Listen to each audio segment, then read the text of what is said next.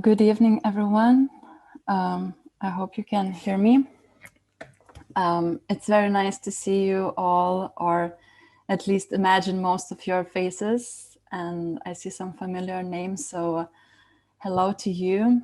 I'm very happy today to welcome our guest, who is originally coming from Lithuania, but currently is living in Brussels. And her name is Goda Palekaite. Just before drawing a better image of Goda's practice, I'd like to shortly present who am I and what is the DAE lecture series.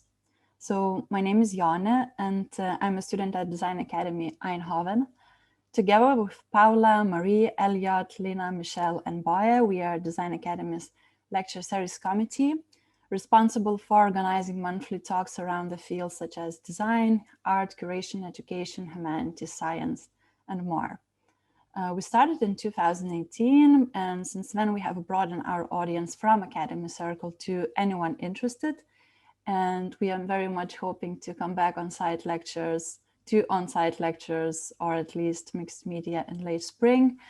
But no promise for now from me. And we still have an archive where you can find most of our lectures. We have just posted the link in the chat, and if you would be interested for any future or past announcements, just please visit our Instagram account, and the link is also in the chat. And now is the time to introduce Goda a little bit before her lecture. So we were really amazed by the scope of disciplines that Goda is working with, starting from contemporary art, performance, artistic research, literature, and anthropology. We found this interdisciplinary approach very relevant to Academy's approach, but not only this, because in her long-term projects, Goda explores the politics of historical narratives, the agency of dreams, social conditions of creativity, non-dominant histories, and forgotten figures. In 2020, Goda published her first book of fiction, Schismatics, which is a bilingual book, both in English and in Lithuanian. After Goda's lecture, which approximately will last for 1 hour, we will have Q&A, a discussion where you can propose some questions or observations or share your experiences. So don't hesitate to do that, and please feel comfortable to turn your cameras on if you wish from now on to the end, till the end. So without any further ado, Goda, the stage is yours.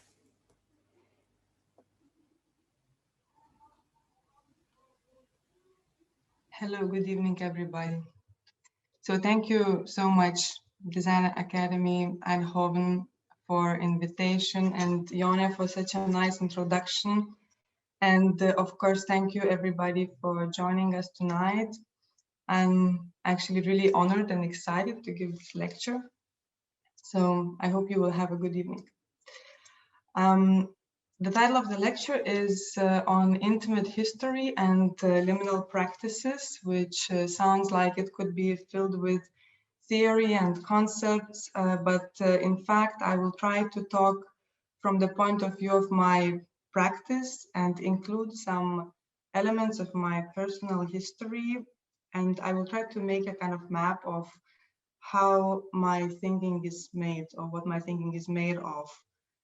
Which I think is the most relevant to talk about one's work. I will also mention some other people's lives, biographies, and works, people who deeply inspire me, and they become also protagonists of my pieces very often, but most of them are long dead, and I will not go too much into their biographies, but if you have questions about them, later we can discuss it in the Q&A. Now I will start sharing my screen so that you don't have to look at me all the time. So throughout the lecture, I will show some of my works from different periods, and some of them are directly related to what I'm speaking, and some less so, and sometimes I will comment on what you see, and sometimes there is no need. Well, I was born in Vilnius in Lithuania, and it was Soviet Union back then. So I was born in the country that doesn't exist anymore. And I belong to the generation that had to witness the kind of crash of communism and the emergence of capitalism in the same landscape at the same time. And so you can imagine that for a young person trying to become an artist, it created a lot of confusion. So some ideas, many ideas that are, for example, central to my work now, such as, let's say, feminist ideas or the whole field of anthropology, it was basically inexistent back then in Lithuania, or just developing, but anyway, not widespread and not well articulated. So to me, it seemed at that time that there is not so much choice of what to do as a young artist in my country, except of trying to kind of find a way through this cultural jungle by myself, or to leave. But at the same time, leaving was not such an easy option, because travel, and especially study abroad, was not as common as now, and we didn't speak languages as well as we do now. And even ideologically, it was seen as something wrong to do. It was seen as you know, like you are leaving your young developing nation, which needs young talents like you. And this had a certain moral judgment. And so I would say that the artists of my generation, and definitely my own creative life, is marked by this desire to leave.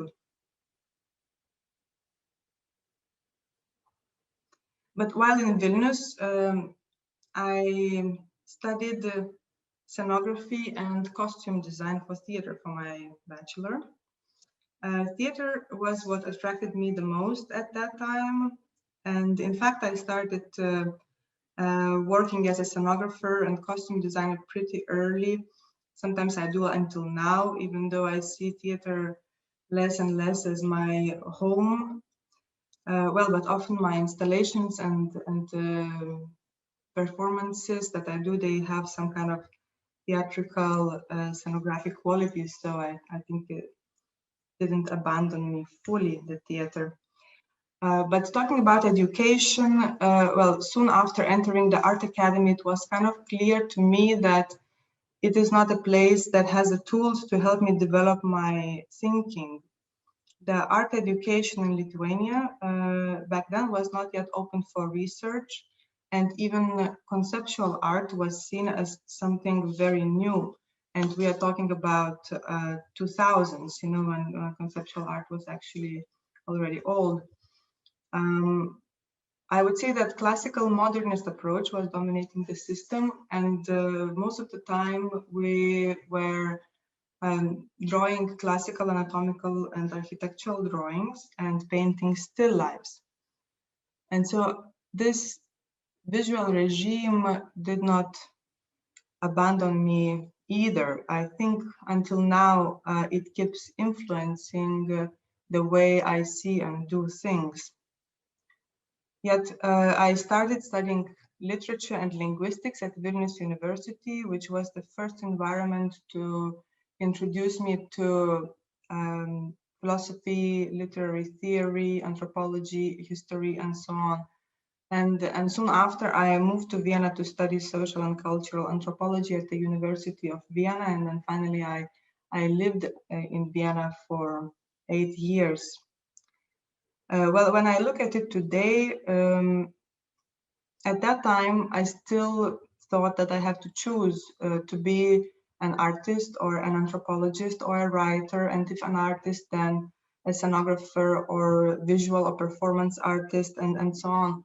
And of course, I wanted kind of all of that. All my desires were shifting from one to another. I just found myself very confused, because I just didn't know that something in between was also a possibility. Arnold van Gennep introduced the concept of liminality already in the beginning of the 20th century. And with that, he was talking about the rites of passage or transformative elements of one's social life, such as weddings, funerals, and so on. And liminality is exactly the state, the psychic and emotional space, you could say, of being in between. So in between knowing one thing and then afterwards knowing another, or in between being one and then afterwards being another. So this state of ambiguity and disorientation is central to transformation. And I believe now it is also central to creativity. So from young age, finding myself in this liminal condition of being neither nor, I soon found interest in other examples of, let's say, let's call it liminal professional life.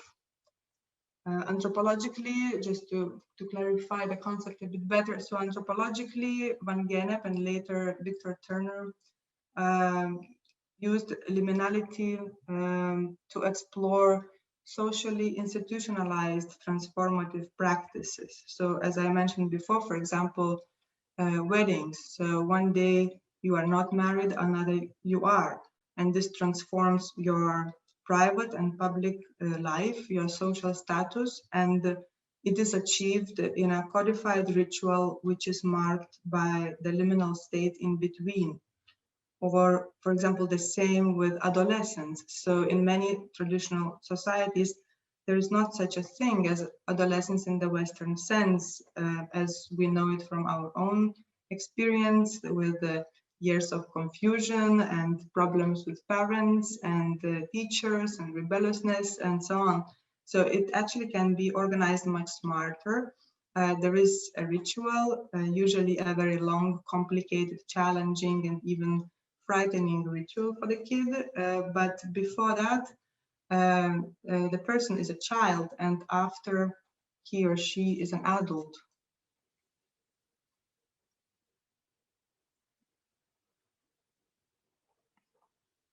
Well, in any case, my subject of study and interest is not so much liminality in the classical sociological, anthropological sense, but rather in personal sense.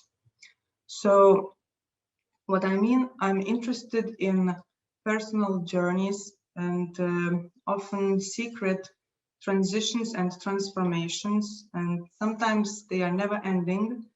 Often they are accompanied by intense dreams and visions, and sometimes placing the person outside of the society, alienating and excluding him or her. And so I'm interested in what can one do with it. And I'm learning from the people who managed to do a lot. These images that you see here are from my exhibition, which was first presented at Konstapedem Art Center in Gothenburg, where I did research and made the exhibition called Liminal Minds, which was dedicated to two historical characters, Michel Leiris and Emanuel Swedenborg. So Emmanuel Swedenborg, who is one of my most favorite people ever, he lived in the 17th and 18th centuries, and during his lifetime, he was well known in many scientific fields. So just to mention some of them, he was an anatomist, astronomer, botanist, chemist, cosmologist, economist, editor, engineer, geologist, mathematician, metallurgist, mineralogist, philosopher, physicist, and so on. So he was really a scholar of incredible energy and productivity. He managed to create a prototype of a flying machine and of a submarine, made other inventions. You could imagine him as Swedish Da Vinci in a way. So at the age of 56, he was working on a very interesting subject. I think he was searching for the exact position of the human soul in the human body, scientifically searching, so based on empirical data. And he was almost there, and I think he almost determined that the soul is somewhere there, where the spine meets the head. And at that time, so he started. He had the first vision of Christ.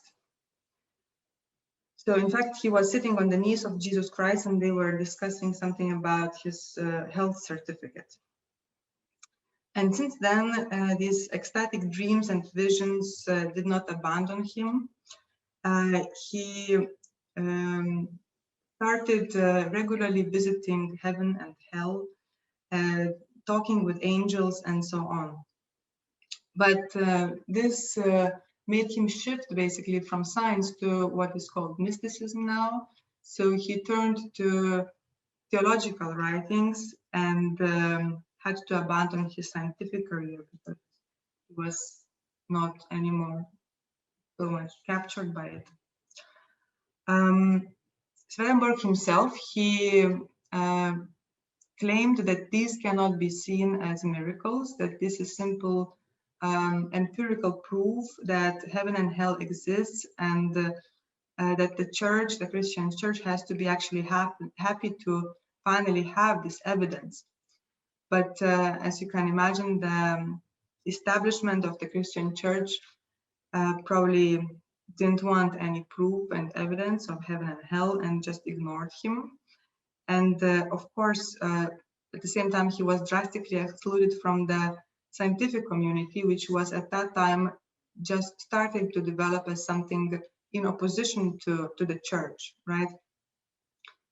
Where he became influential, and he is still, was the alternative Christian churches, or one can call them sects. And actually, there are several branches of Swedenborgians, and in fact, they are quite popular in the United States of America.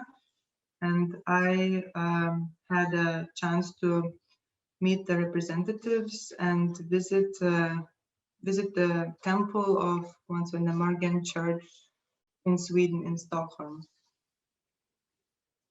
So you probably raise a question which was discussed many times, was maybe Swedenborg crazy? Maybe he was, for example, schizophrenic.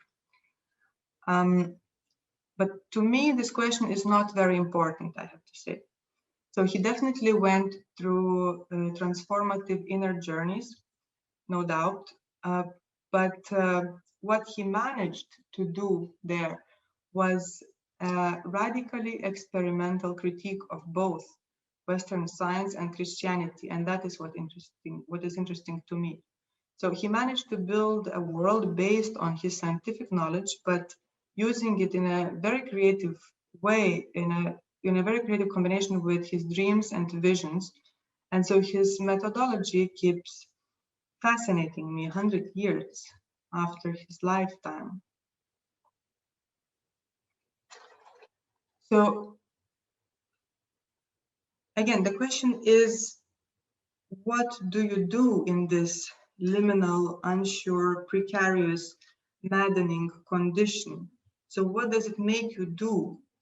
And how to transform this fragility into a creative process, right?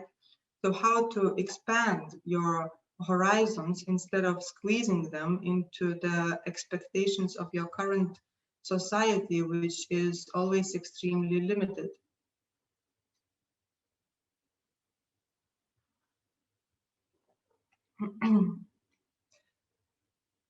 Well, even though I don't dare to compare myself with the Swedenborg genius, at least not yet, but my own predicament led me into something that is called artistic research. So what is artistic research is a highly contested and debated issue, and neither artists nor academics nor those who see themselves as both really agree on it. Let's say for me, it is a field where knowledge that is produced in liminal ways is welcomed. And the lack of a single definition, this I see not so much as a lack, but as a plurality of definitions and as an opportunity for me. And the openness of its shape is the reason why I feel somewhat belonging there. So at the moment, I'm doing a PhD in artistic research at Hasselt University and PXL Mag School of Arts in Hasselt, Belgium, where I'm exploring all these topics that I'm talking about tonight. But for me, it started a bit before. Started 3 years ago when I moved to Brussels, where I still live, to conduct artistic research at an institute called APAS, or Advanced Performance and Sonography Studies, which is a postgraduate program and a platform for interdisciplinarity and collaboration. So basically, it's a platform for people from the fields of different fields of art and theory to meet and to engage in self-assigned research projects and to engage with each other. So it was during my time in APAS that I became very interested in historical narratives and characters who operated outside the official discourses and were seen as troublemakers or as anti-heroes, and were excluded from the mainstream systems of knowledge. And so I started seeing them as kind of proto-artistic researchers. Well, in general, the prefixes proto and pre, they are very fascinating to me, because on the one hand, they refer to the past and the roots, but on the other hand, they disclose the extremely speculative and impossible manner of this gesture. So, for example, if you say prehistory, it's an oxymoron in itself, because it means something that is non-history, the ahistorical time when there was no history, right? Or also when I say proto-artistic researchers, so these people, they didn't consider themselves neither artists nor researchers. But the interesting thing is that I can. So I can do this because on the one hand, what they were doing could be seen as a great contemporary art project today, but also by doing so, I can trace my own trajectory of thinking, and I can identify. So I'm looking basically who thought the way I think now before me, and why, determined by which conditions this lineage between them, whom I see as my intellectual ancestors, and me was interrupted. So for which ideological reasons? And so in a way, I could say I'm searching for the evidence against authentic creativity and originality. Now an example. So here you see a picture from my performance, which was developed in APAS in collaboration with several other people. It was called How to Infuriate a Historian. And for it, I invited 3 contemporary artists and researchers whom you see here in the picture. This Nicola Galeazzi, Sina Seife, and Marielena Maruda, and composer Adomas Palekas. So I invited them to present their works while speaking through historical characters and to lead a debate through them, but not to act as in the theater, but to find a connection, to find a common ground with the characters, and to to attempt to erase the boundaries between who is speaking. The characters I chose were the people whom I truly admire and whom I can speak through in a way. So that was the ancient Greek lesbian poet Sappho, Jewish Muslim writer and journalist Esad Bey, and the Russian anarchist Mikhail Bakunin. And so I invited this particular contemporary artist because I saw them as a kind of their work as a kind of contemporary continuance of what the characters were doing back then. So my interest is not only in the historical material, but also in building or tracing, finding relations between us, so between them and myself, trying to define my personal relationship to these characters. And so while writing scripts for performances or videos or art texts, I usually use it as an opportunity to share my own dreams and desires and inner transitions, and I mix the material. So this is what I call intimate history.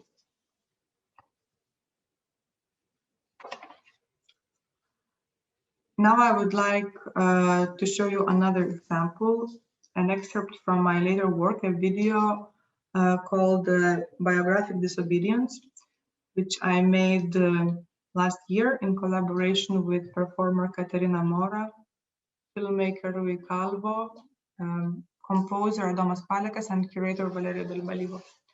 And it was produced as my participation in the program of the Institute of Things to Come and filmed in Kunsthalle Gent, which is an art space established in the 14th century Carmelite monastery. Let's see a bit of the video.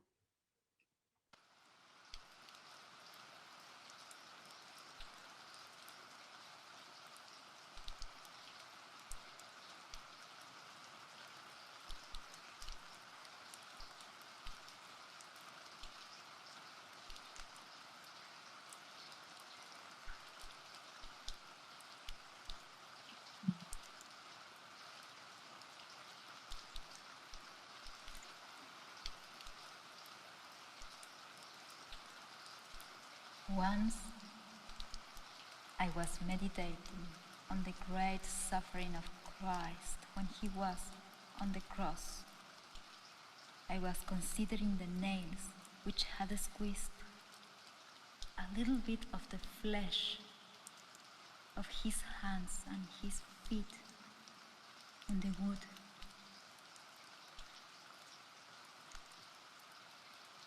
And then,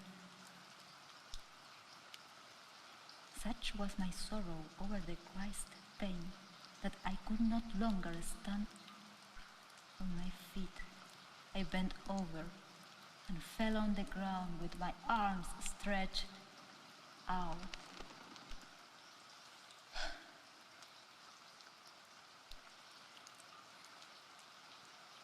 Then Christ showed me his flesh, his hands, his chest.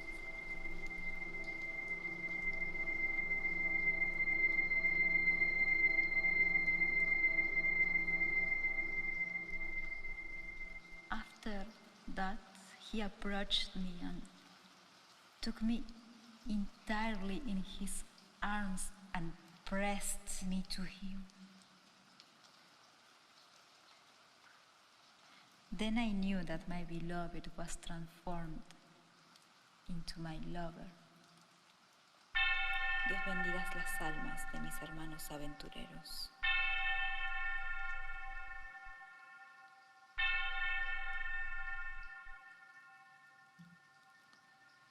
Meanwhile, I was reflecting upon the many sins that I had in my past, in my worthless life.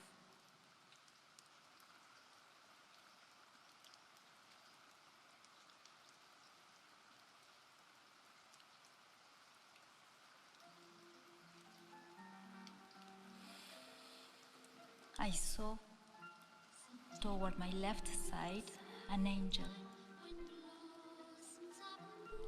An angel in bodily form. He was not large, but small. He was very beautiful. I see his eyes and his face so bright and beautiful as he leans to embrace me. I saw in his hands a large golden arrow, and at the end of the iron tip there was a little fire. I stayed in this position for a very long time.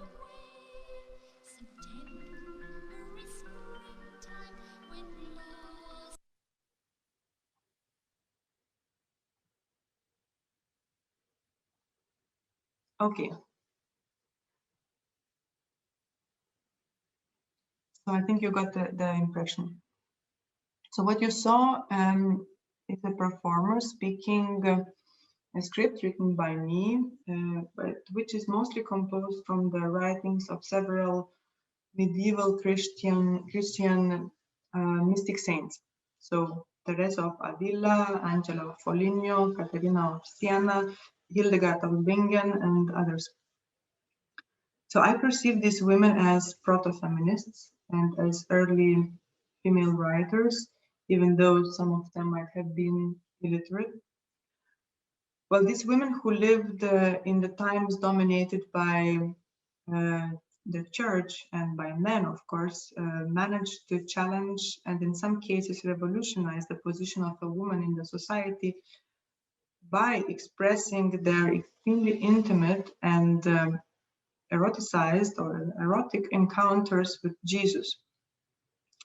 So they provoked the church canon, yet staying within it, and they pushed and challenged the boundaries, and they, in some cases, radically opened up the intellectual, spiritual, and creative possibilities for themselves and for other women. And of course, the female mystic tradition is not part of the grand historical narratives, and that's why probably most of you don't know much about it. And I also didn't before I started reading into it. And one of the reasons why is that a lot of that is contained in personal writings, such as letters and descriptions of visions and dreams. And a lot has been transmitted through oral history, through storytelling, for example, the descriptions of miracles. So even though it is quite sure that these mystics existed, the material related to that, a lot of that is considered unreliable by historians.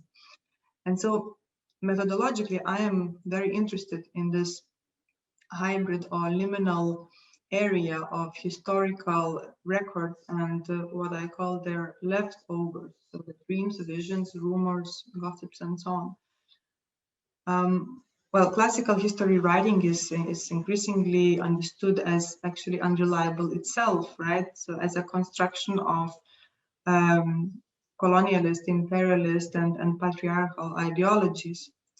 So if we quote historian Hayden White, we can say that historical narratives can be seen as verbal fictions, the contents of which are as much invented as found, and the forms of which have more in common with their counterparts in literature than they have with those in the sciences.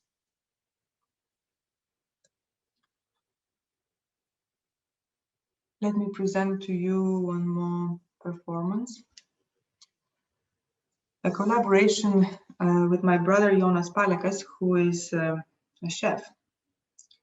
So it's called Digestive System of Humanity, and it was first presented at the editorial project space in Vilnius in 2019, and then later once more in Vilnius, and then in Brussels recently at Sappho Prom at an exhibition, my exhibition Architecture of Heaven. Actually, it was developed when I was asked to talk about my work, just like tonight.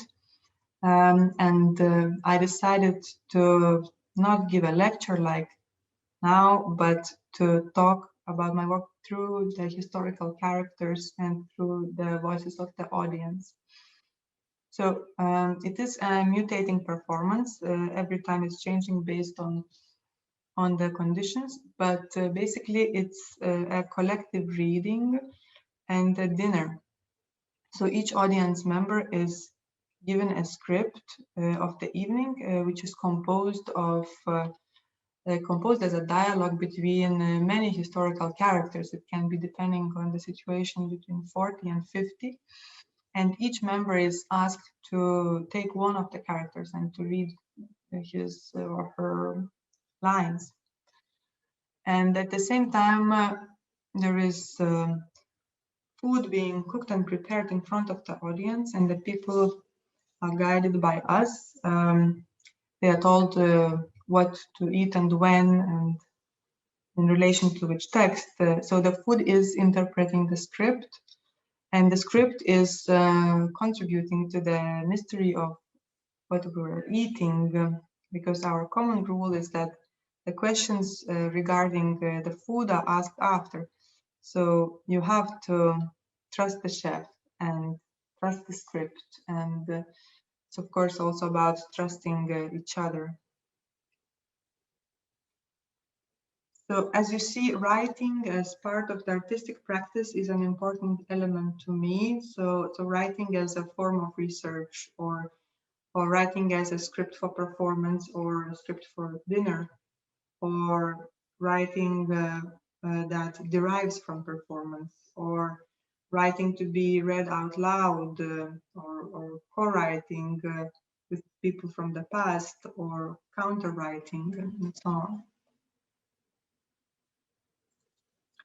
To contextualize,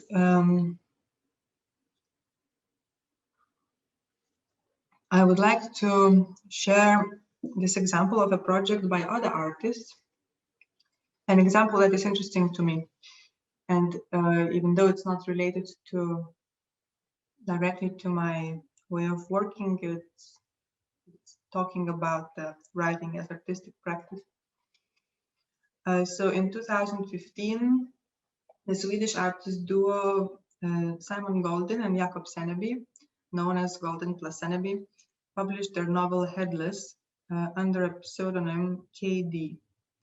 And with it, they claimed to work on notions of withdrawal and invisibility. So that Headless, the novel, it was intended to become a blockbuster, a popular, commercially sold murder mystery novel that you can buy in the airport bookshop, let's say. But also at the same time, it was also intended to communicate certain philosophical ideas, as it was inspired by the literary society and the journal, which actually existed in the 30s in Paris and was established by Georges Bataille. Anyway, not going into the details of the content, the interesting thing to me is that Headless was determined to challenge the process of writing. So methodologically, it combined writing with performance and with other forms of art making.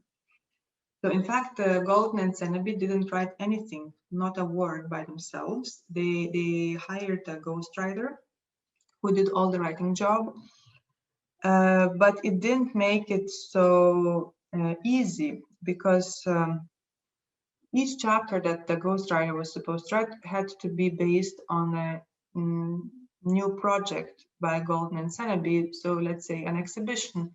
So the writer actually didn't know how the plot would turn before he came to a new exhibition and saw what is there, and then he could kind of transform it into a text.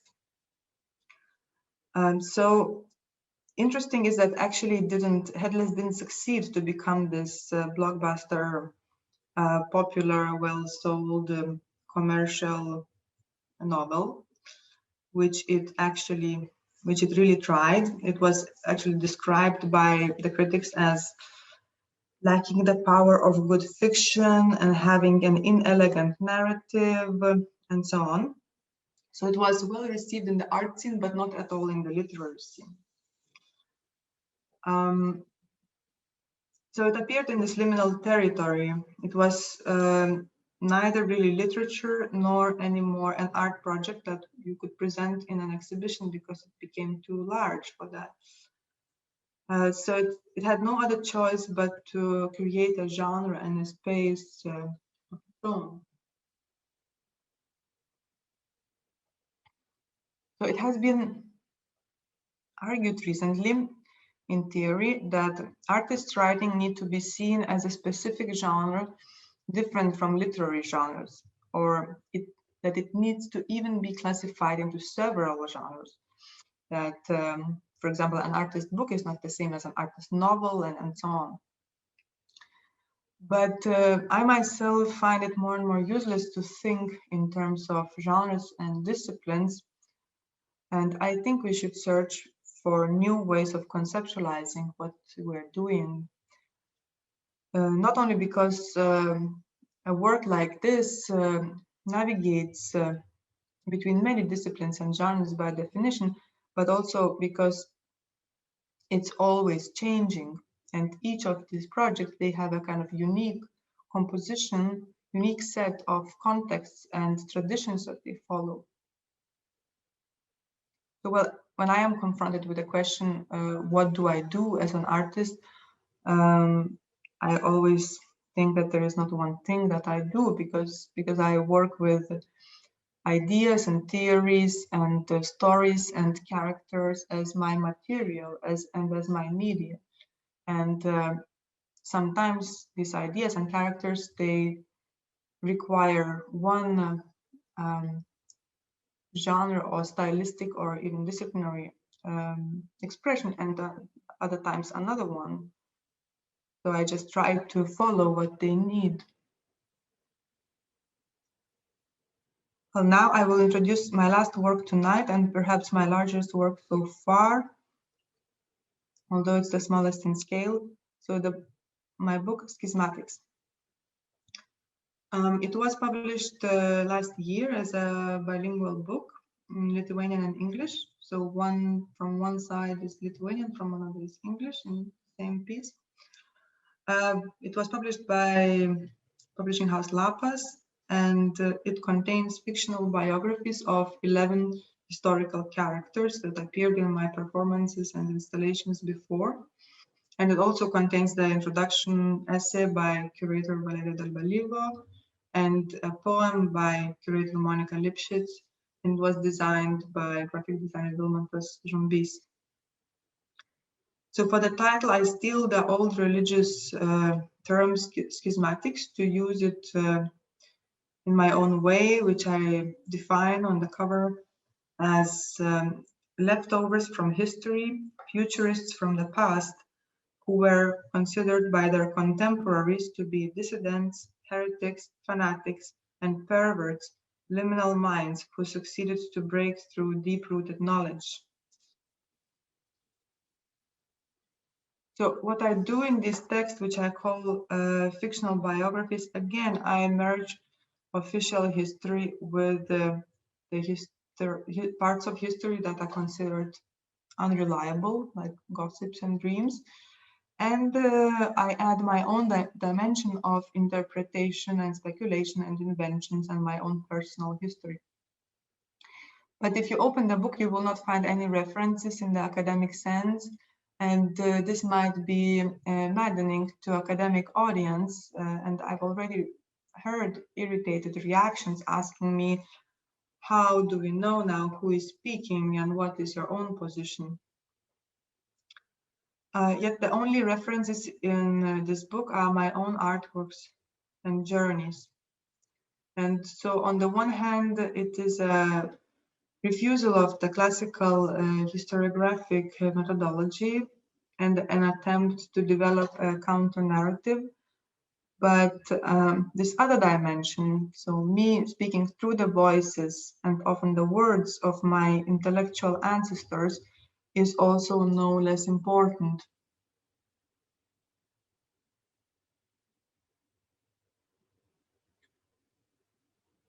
Oh, well,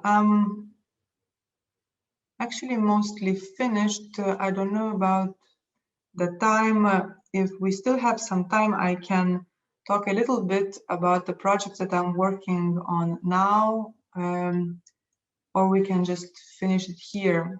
Jonna, what do you think? I think we still have some time, like 10 minutes, for example. What do you think? Till 8? Okay, great. Yeah, so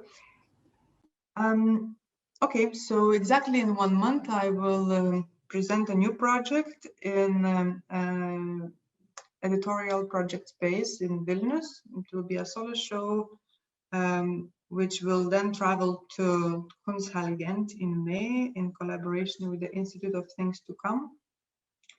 And its title is The Strongest Muscle in the Human Body is the Tongue, which is actually a common misbelief. Many people believe so, although it's not true. And so the artworks, the new works, will talk about the power of speaking and writing in relation to body and sexuality. And this project will talk through women tongues, so historical characters, but also through female writers, for example, who are those who are very important and influential to me, and some of them are not historical yet.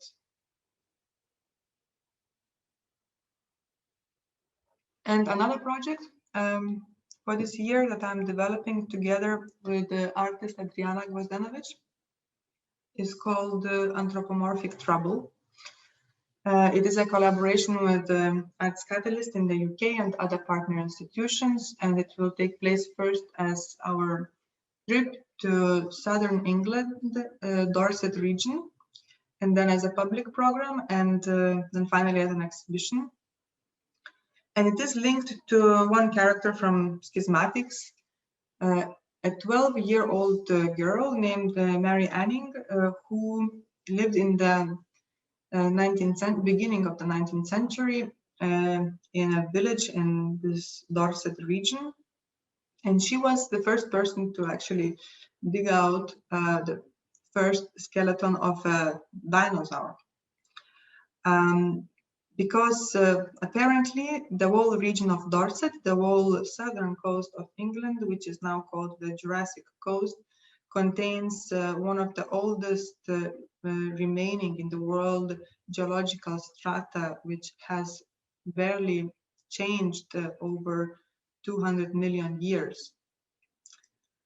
So that's where we are going to go in search for the connections between deep time and history, or historians of the earth, as we call them, the predictions of the future from the past, the contemporary discourse of Anthropocene and its critique, and other troubled relations between humans and the earth. Now that's it. Thank you so much for your patience. Thank you, Goda. Thank you for your lecture and for your talk. I really enjoyed the way how you led us through so many geographical places and spaces while talking about your projects. I believe what I understood, like it's very all those geographical places means a lot for you as an artist. Now I would really invite everyone to join a conversation maybe, and turn on your cameras if you wish, and if you have any observations or thoughts or questions, just speak out now. Yes, please turn on your cameras. I would love to see people finally after talking so long to the screen. Hi, Goda. Hello. It was really lovely to hear your lecture. I really want to think about storytelling and how maybe into your theory field, and how do you approach it? Because I view your book as an example of storytelling, but also including a lot of facts, a lot of, as you mentioned, it was of non-academic book because it don't have enough references, I would say. Okay, so maybe you can answer a little bit more about storytelling. That would be really interesting. I think it was a little bit breaking, so I hope I heard the comment properly. Yes, I heard that it was about storytelling.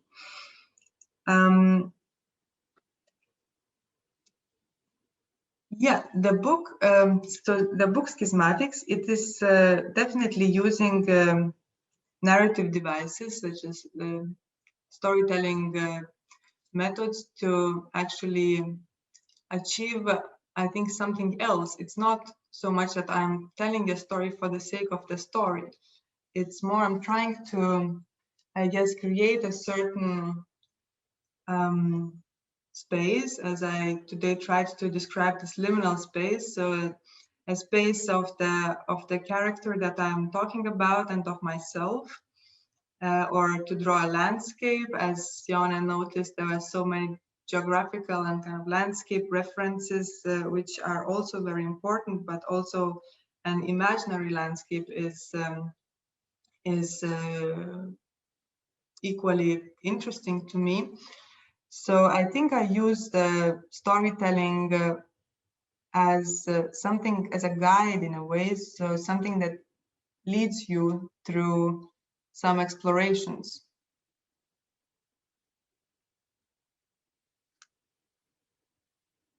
I hope this answers a bit.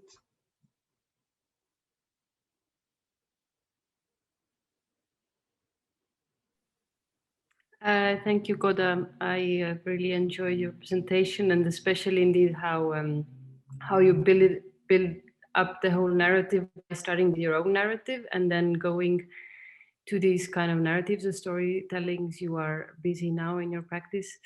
I was just wondering, how do you see the kind of a story of you growing up in Lithuania during the Soviet Union and post-Soviet, and then actually inhabiting so many different places during your life, like Vienna and Brussels and so on.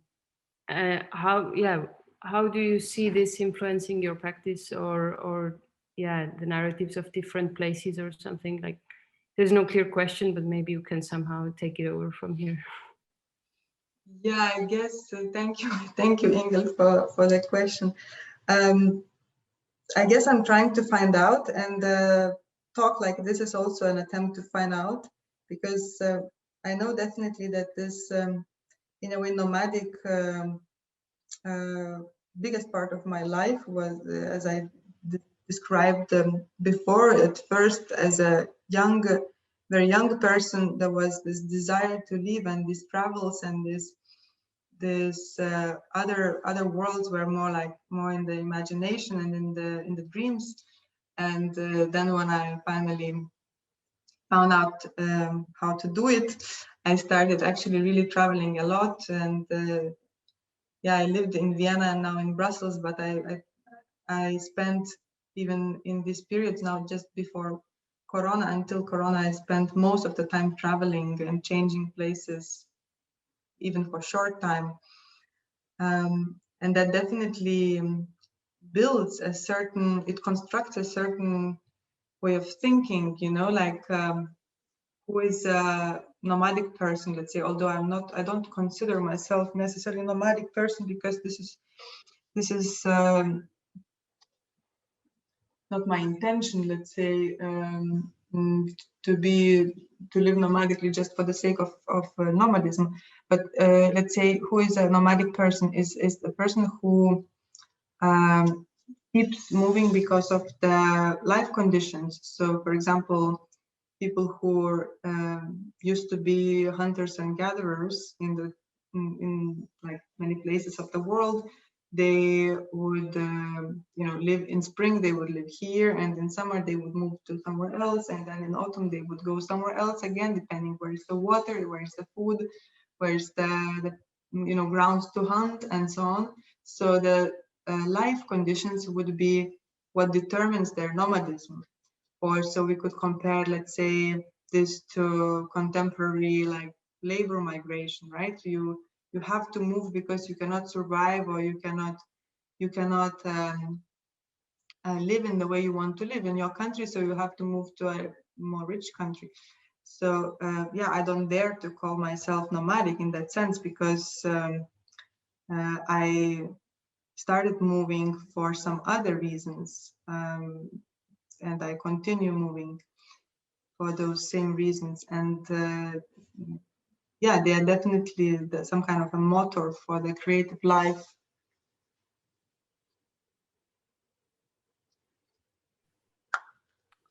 Does somebody want to also propose something?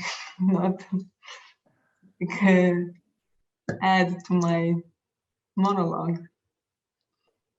Maybe, can you hear me? Maybe it's my turn, because I've been quoted in your presentation 2 times at least. It was a pleasure to listen to your new trajectories, and I got no question to make, but I wanted to link it with what the person before was asking you about storytelling, and maybe I was thinking about this definition of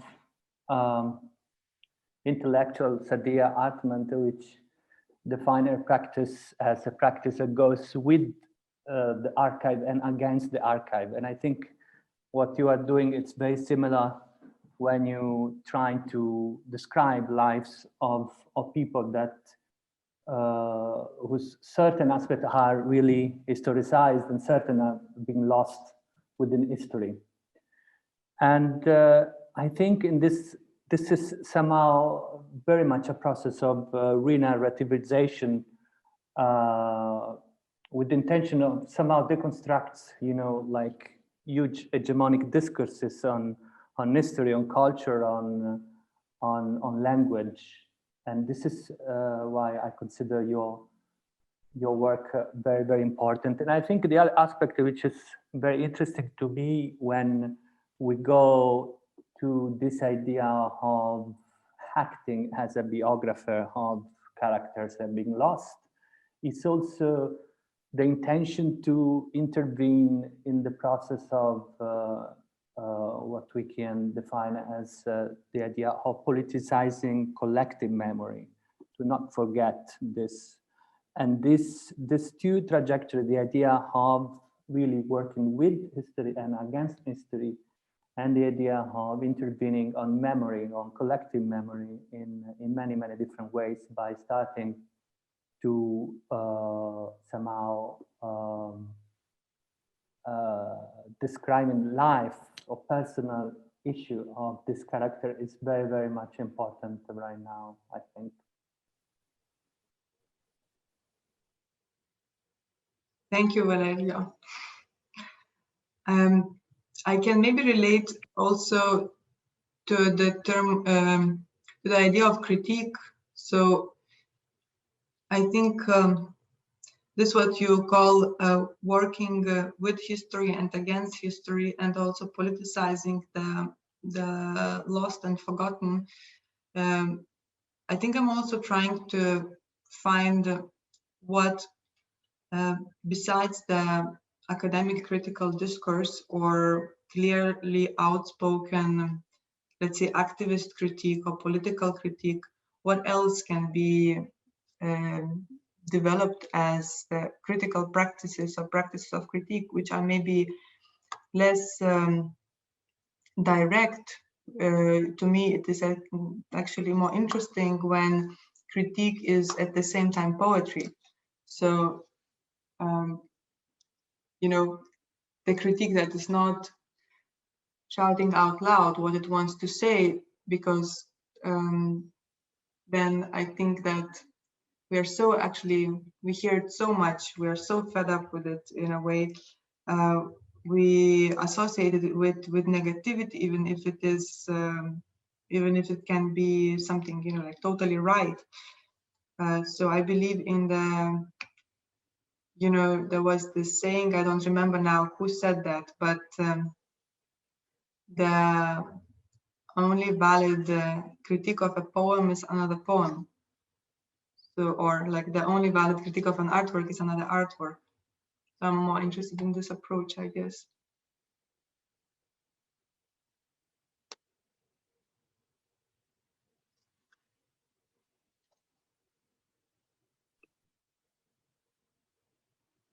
Maybe I will fill up the silence with, I don't know if that will end up as a question or as a remark, but I've followed your creative work for quite some time, and I'm a big fan of making this trip together with you.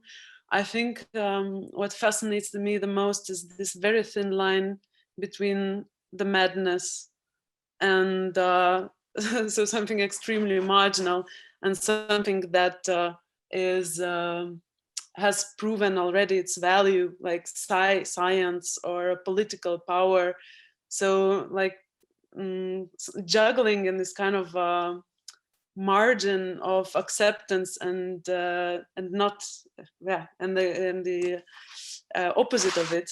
But maybe where I'm heading with that is trying to link this to the current culture of building your own biographies and identities, and even virtual identities, and what is accepted as popular and positive and something like marginal. And have you had any intent or inspiration maybe to search for some characters who are still alive today, but who might be either noticed very, very little and really like working maybe somewhere in this gray zone, or there may be some dictators, you know?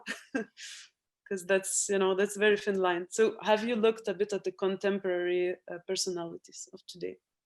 No, being dead is my first requirement. No, I know it. I understand totally the question, and thank you. And yeah, it's a good question. Why I usually work with the characters that are long dead, or not even so long, but still they are all dead.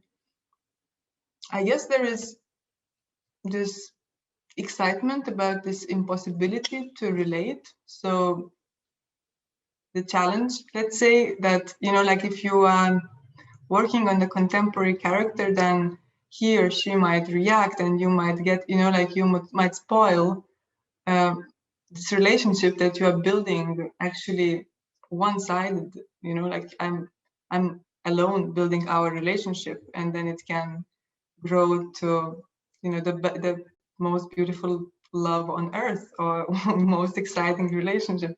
So the other person cannot respond, you know, doesn't have the chance to, you know, refuse me, let's say. So maybe this is the inner motivation. But politically speaking, or like more seriously thinking, of course, it would be interesting to think about the other side of this building up a persona. And also there is the whole tricky part of my work, which has to do with you know, the fact that I'm faking the facts, right? So I'm forging quite a lot. So that's why the an academic reader of my book, let's say, is can be very upset, because on the one hand, so I'm stealing a lot from you know, other historians or biographers, or people who actually research these characters, you know. So I'm usually, when I'm writing a story, I'm reading like, I don't know, 10 different sources about that character, and or like watching, or whatever is accessible. And then additionally, I'm searching for all these sources that are not really reliable, and then I'm mixing with mine, and then I'm not making proper reference and not saying where I'm, taking it from. So of course, it's very problematic at the same time, and I totally understand. But at the same time, I'm trying to really like stick to this freedom of being an artist. So there are no other profession, I think, who are researching these people who has this possibility to do so, because then if you are any kind of academic doing this, then you are kicked out of the community right away. So none of that is published. But if it's an artistic book, yeah, and it's at the same time slightly historian, so people might, like it might actually get somewhat, like sit down somewhere in their memory and in their perception of the world and the history. It might change what they know, let's say, about Mikhail Bakunin or Emanuel Swedenborg, after reading my book. But at the same time, it doesn't have the limits of the established truth. So I went also somewhere else from your question, actually. Can I say another comment on it? I think also perhaps the idea is for artists try to put the past in tension with the possibility of the future, or to try to get link with the possibility of the future. And I study art history. I got bored after 2 months of studying the past only. And I think what is interesting in this practice of fabulation, of forging, of fiction, is how to really found a way to analyze the past and to give life to the past within the future. In this tension is really what interests at least me in this kind of practice, I think.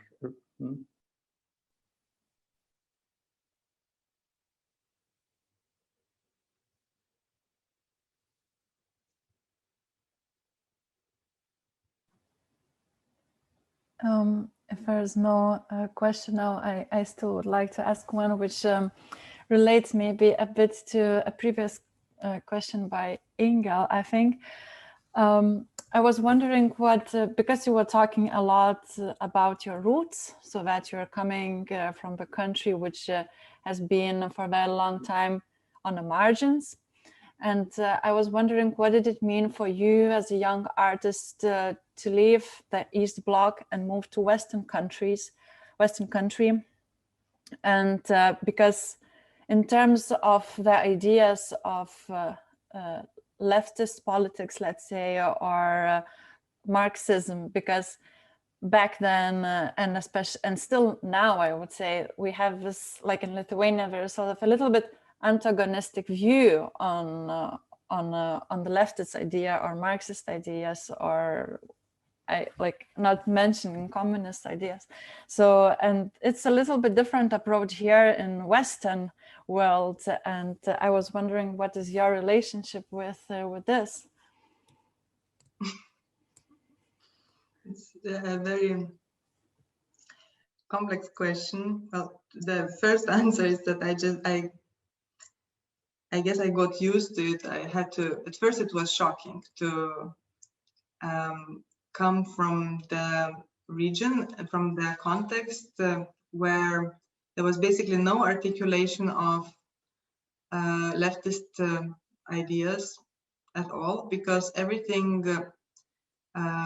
that was somewhat socialist or leftist was immediately associated with the Soviet communism, and basically banned from any kind of, like positive conversation. It was only associated with the crimes of Soviet Union. And when I came to Vienna at first to study, and then I ended up in some, anthropology, sociology, philosophy students demonstration, where people were carrying, Soviet, the communist symbolic in the demonstration, red flags and so on. And it was extremely shocking to me, and I felt so this, extreme injustice of why our history is so, misread and so inarticulated in the West, that, let's say, if everybody knows that National Socialism, Nazism in Germany was, a crime, why don't they know that also Soviet communism was also a crime? So at first it was a lot of rage, and only then later I started also myself learning that, of course, that there were also other kinds of communism in the world, not only the repressive one. Let's say, I don't know, Communist Party in France and the '68 movement, and the relationship between communists and anarchists, and all the, well, social democracy, what is that, and so on.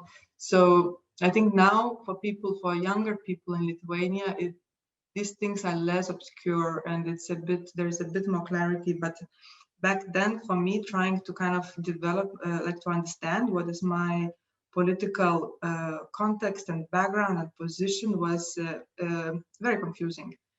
Well, and then I started reading about anarchism, actually, and that's not a coincidence why Mikhail Bakunin appears in my works quite a lot. He is the most common character, actually, in different works of mine, and not maybe because I identify with Bakunin himself so directly.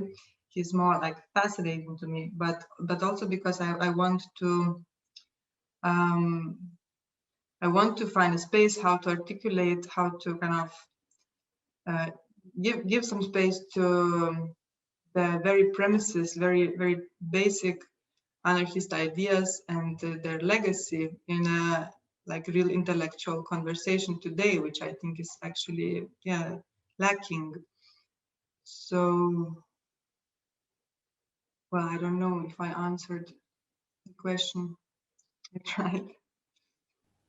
Yeah, well, at least you shared your experiences, and I still trying to deal with that.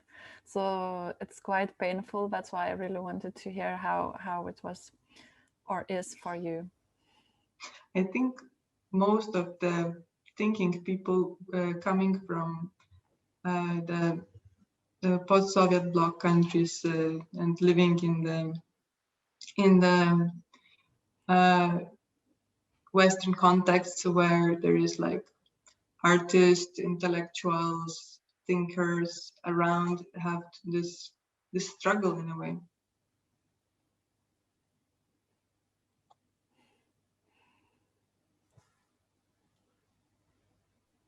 Hi, can I ask also maybe a question? Thank you for your presentation.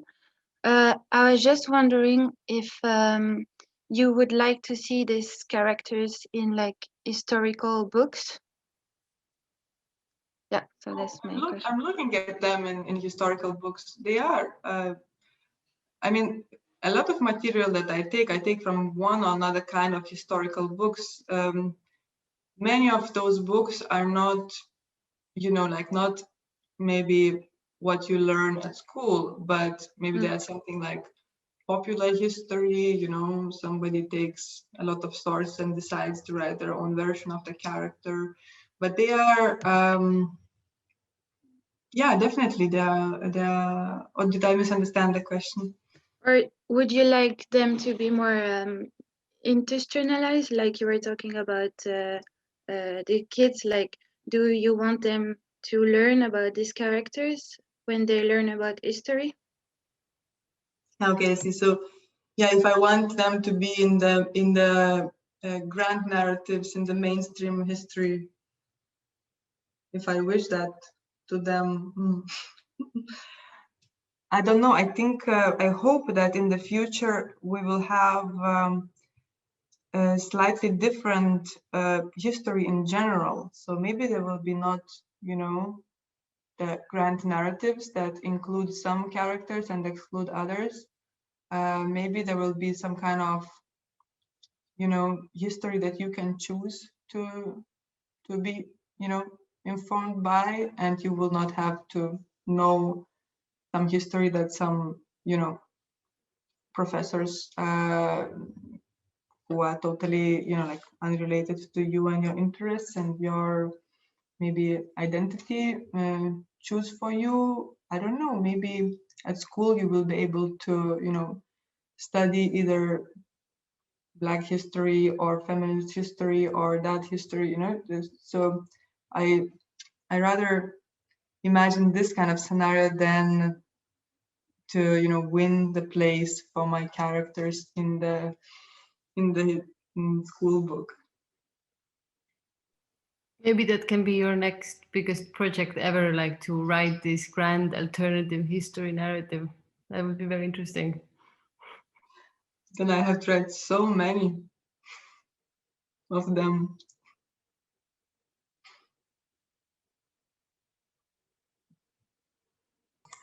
Can I ask a question? Of course, thank you, Goda, for the talk. I was wondering, in the liminal space, have you also met monsters, destructive beings who you don't affirm and you don't like? And would it be interesting? Would it worth writing about them also? I think liminal space is full of these monsters. That's one of the, like, that's integral in the definition. It cannot be too comfortable in the, it's not a safe space, it's basically it's the opposite of the space and predictable space. So if that space is a forest, let's say, so it's full of beasts and dangerous animals and swampy, holes in the ground and so on. I don't think I read directly about them, but I think in the, especially in the visual work, like installations, let's say, I think I'm trying to kind of draw them or map them somewhat. Maybe not as, I don't see them as monsters as you, not so like characterized, but more like dangerous environment or scary landscape.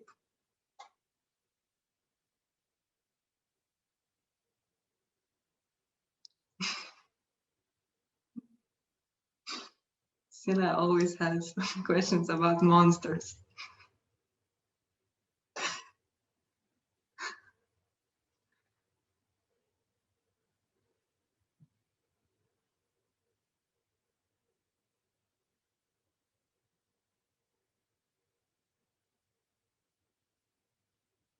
Do you want to ask questions to each other? And maybe, I'm sorry, I've been talking a lot, but the one question could be also how much your life is influenced by this historical character and how they affected the way you conducted your biography. That needs another lecture, I think. I don't think as an artist you can, at least an artist like me, I don't think you can so much differentiate where the life starts and where the work begins. So if I'm talking about my work, I'm talking also about my life and maybe about the most sensitive part of my life.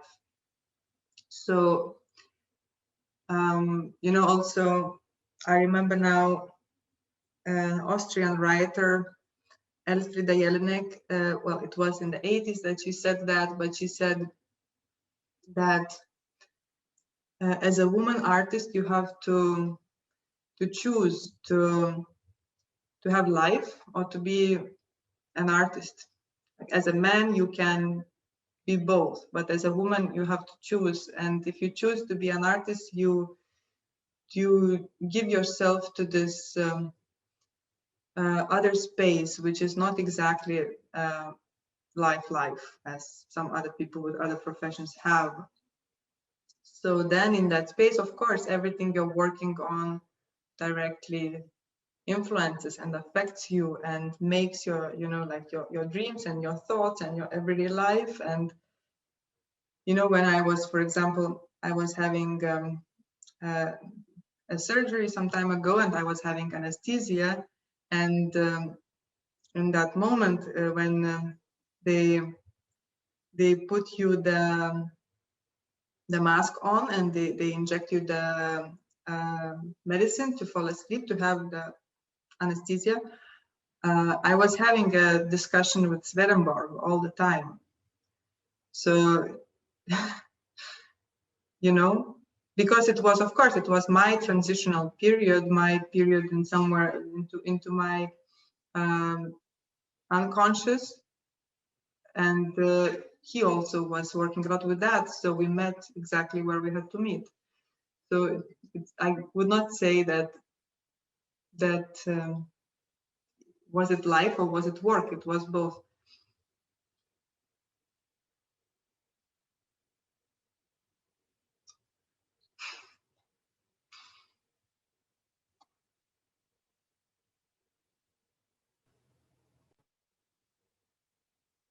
But is there somebody else who wants to answer this question? Because it might be interesting to hear not only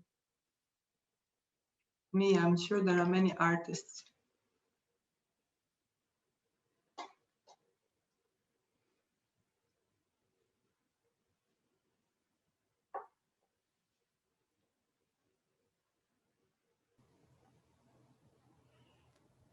I was wondering if we don't have anyone who'd like to share. I will just have a last question. I just have to think how to formulate it. Maybe I should ask this for your graphic designer of your book, but I would ask you because I don't know if he's here. I was wondering about the cover and the typography you used, because the typography used is also has sort of a symbolic meaning, I guess, or even certain mysticism, or it's more obscure. So yeah, in a way, I was wondering, what does let's say graphical part mean for you, or like typography in the case of the book, and yeah, in particularly the title, those symbols. Mm-hmm. So I don't know if Vilmantas is here by any chance. He could join us, but if he's not, then I can try to speak for him. So yeah, the cover, the texture, the color, the style of the cover, it was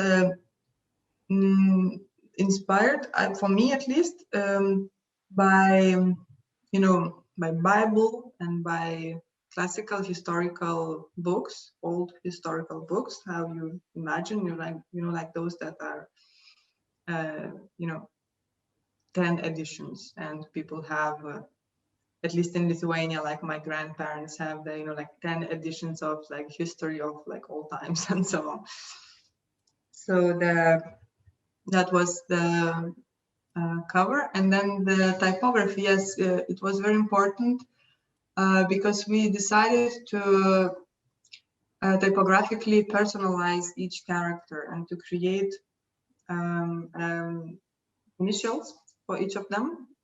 So what you see on the cover, it's just a line of initials, which you actually then find inside the book. So each belongs to one character, and Vilmantas created them all based on also the time that the character lived in, the kind of historical material that we find. So like, let's say, I don't know, certain type for the 17th century character and some other type for the 19th century character from another place. And then, for example, Princess Ate, there is no written sources about her, so we just totally invented the letters. Yeah, if you mean these initials, so they were all personalized.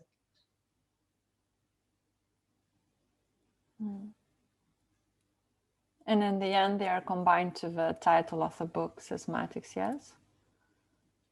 Do I remember Looks correctly? like, but I don't think it's you can read it like that. Schismatics is the title, and then there is the combination of all the characters in one line, which don't think it reads like that. I think it reads just like letters. Okay. It's an I found a way to read it like that. Then I think we have some question in the chat or observation by Adriana, who Okay. says that it is very loud here where she is, so she cannot join easily. Yeah. So she says, but I would like to hear from you if it makes sense to connect the way your work and collaborations in most of your projects with the question that somebody asked before about working with contemporary figures. Hi, Adriana. I would be nice if you just join the discussion.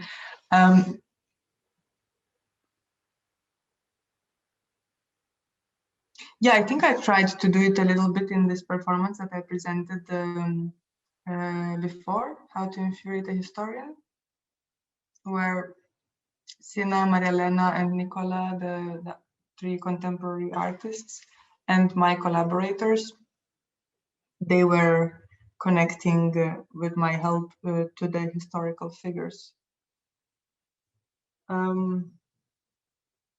I think in that performance, and also what I would like to explore more, the element of casting was very important and interesting. So basically, I already knew that I want to work with these particular historical characters, so Mikhail Bakunin, Sappho, and SFB, but I didn't know which artists to invite to kind of discuss with them, which contemporary artists. And then my biggest work actually was to find out, so to cast the right people. And the right people in that sense meant that at least I, even maybe they didn't see themselves as, or maybe they never heard of this character before, but I had to see the connection between the character and the collaborator.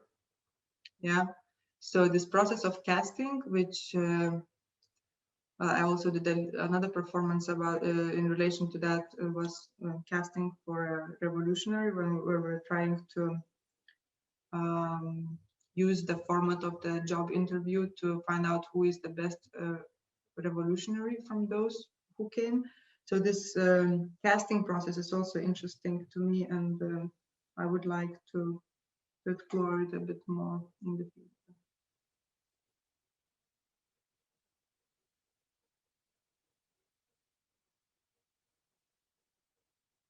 There is a comment, love your question, Sina, from Camille.